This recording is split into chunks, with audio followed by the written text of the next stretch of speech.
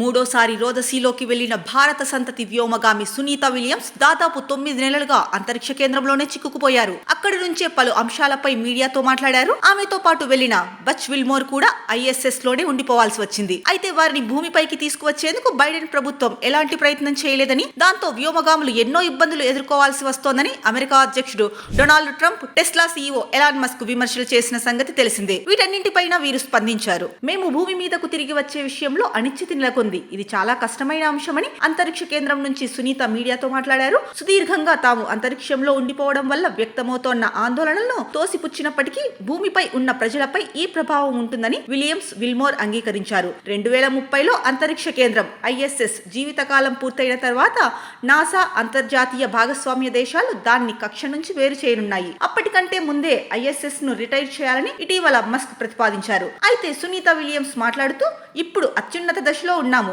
నిష్క్రమించడానికి సరైన సమయం కాదని నేను భావిస్తున్నానంటూ తన అభిప్రాయాన్ని వ్యక్తం చేశారు.